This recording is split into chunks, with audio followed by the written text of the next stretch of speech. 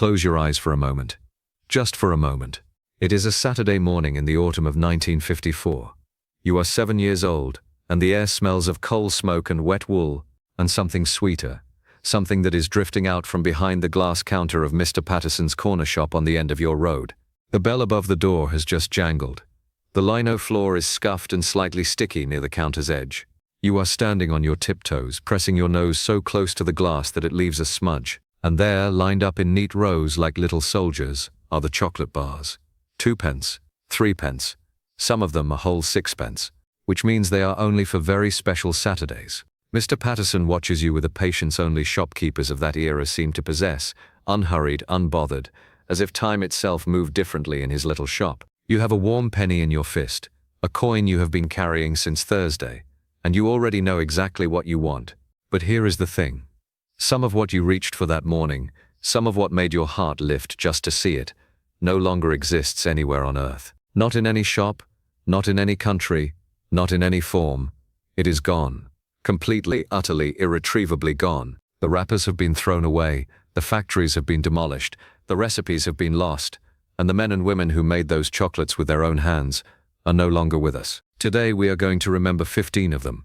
Not just their names, their smell, their texture, the particular way the wrapper crinkled when you peeled it back, the way the chocolate hit the back of your teeth, and the world that surrounded them, a Britain that was rebuilding itself, rationing its sweetness carefully, and finding joy in very small, very precious things.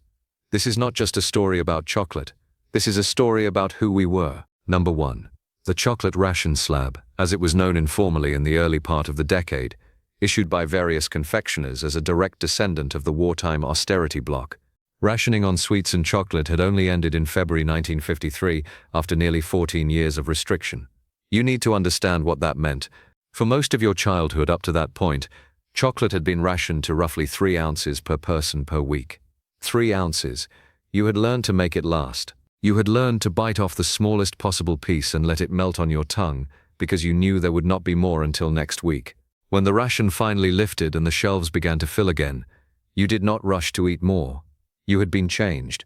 You stood in front of those newly stocked shelves, and you felt something between joy and bewilderment, because abundance was a language your body had almost forgotten. The plain slabs from that transitional period, rough-edged, dark, slightly grainy, tasted of freedom. They disappeared not long after, replaced by more sophisticated products, but the experience of eating one in 1953 or 1954 is something that cannot be replicated. It was not just chocolate, it was relief. Number 2. The Cayley's Marching Chocolate Bar. Cayley's of Norwich had been making chocolate since the 1880s, and by the 1950s they were producing a bar specifically designed, in its heritage at least, for stamina and endurance. The marching chocolate was dense, almost waxy in texture, and far less sweet than you might expect.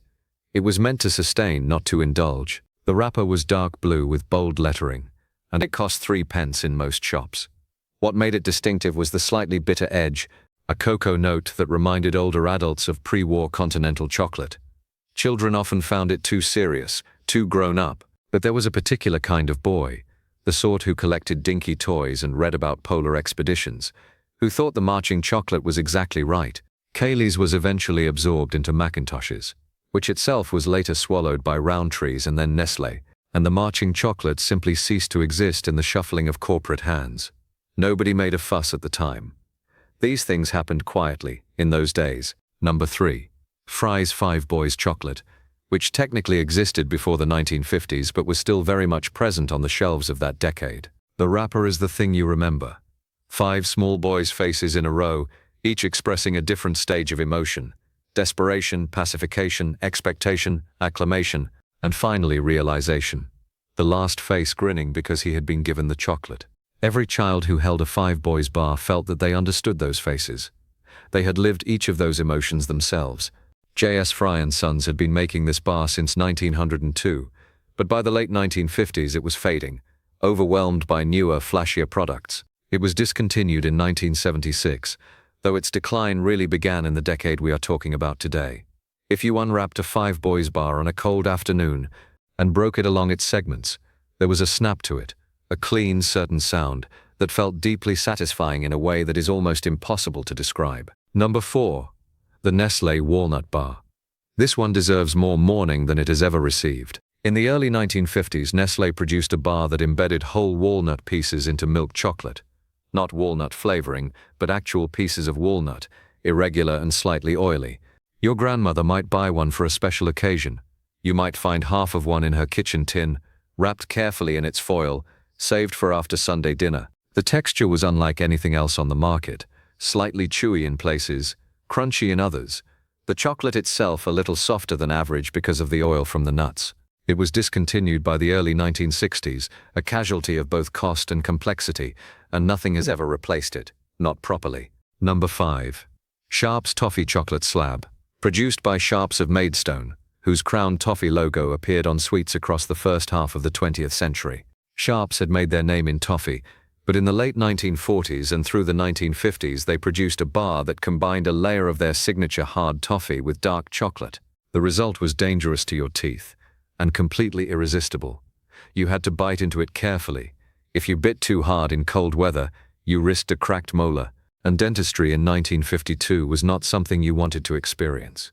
So you learned to let it sit on your tongue for a moment, letting the chocolate soften. Sharp's was eventually taken over, and the recipe was altered so many times that the original product ceased to exist in any meaningful sense. The brand lingered for decades as a kind of ghost, but the real thing, the thing you remember, was gone by around 1962. Number 6.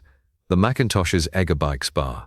This is a more obscure entry, and if you remember it then you were paying close attention to the confectionery shelves of the early 1950s. Macintosh's of Halifax produced a range of chocolate products alongside their famous toffees, and the Eggerbikes was a biscuit-based bar with a thin chocolate coating and an egg-shaped cross-section. It was marketed primarily at children, and cost 2p halfpenny, which was a precise and slightly peculiar price point. The biscuit inside was dry, almost crumbling, with a faint vanilla note. The chocolate coating was thin enough that if you breathed on it, the warmth of your breath would begin to soften it against your fingers. It left marks on everything: your school shirt, your exercise book, the corner of the library book you had borrowed and should not have been eating near. The Eggerbikes disappeared by the mid-1950s without fanfare. It was not the most distinguished bar ever made, but if you ate one as a 7-year-old in 1951, you remember it. Number 7. Rowntree's Chocolate Crisp. Not to be confused with the Kit Kat, which survives to this day. The Chocolate Crisp was a different animal, a thicker, denser bar with a puffed rice interior rather than wafer layers. It was introduced in the late 1930s and was still available in some regions during the early 1950s before being quietly retired as the Kit Kat consolidated its dominance. The puffed rice gave it a lighter texture than you expected. You bit down expecting resistance and instead found something almost airy, which was a surprise every single time, even once you knew what was coming. It was the kind of bar that made you eat it faster than you intended, because the lightness of it meant your brain did not register each mouthful as filling. You would reach the end of it genuinely puzzled as to how it had disappeared so quickly. Number 8. The Luncheon Chocolate from Cadbury's, a largely forgotten product that occupied a peculiar space in the market during the rationing and immediate post-rationing years. Cadbury's produced this bar as a more substantial filling alternative. It contained oats and was significantly more dense than standard milk chocolate. It was not glamorous. The wrapper was plain and functional, and it sat on the shelf with none of the aspirational branding of other products. But it was honest. The wrapper was plain and functional, and it sat on the shelf with none of the aspirational branding of other products. But it was honest. It tasted of work and practicality, of a Britain that was still in 1951 and 1952 fundamentally shaped by the habits of wartime. By the late 1950s, as prosperity slowly returned and eating habits shifted, the luncheon chocolate became redundant. People did not want to be practical about their chocolate anymore. They wanted to be indulged, and so this sensible, solid, quietly nutritious bar was retired, and almost nobody wrote an obituary for it. Number 9.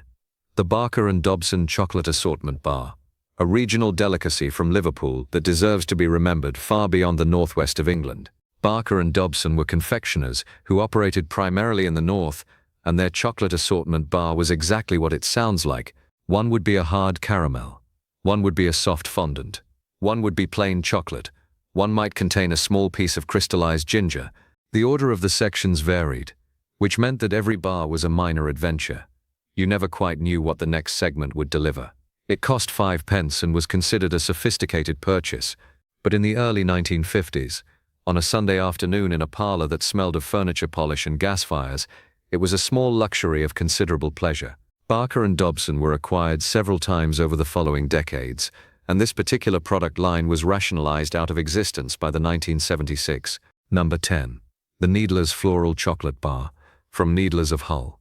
Needler's was one of those regional confectioners whose reputation far exceeded their national profile.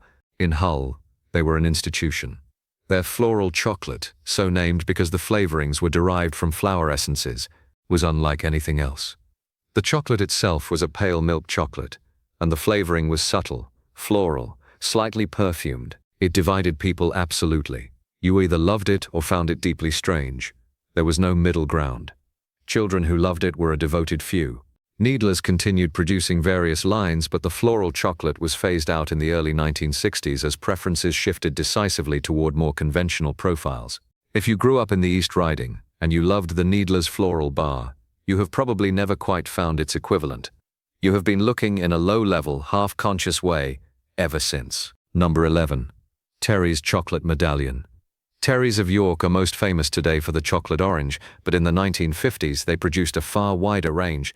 The chocolate medallion was a thick, circular disc of plain dark chocolate, embossed on one side with a decorative pattern, a laurel wreath around the Terry's crest.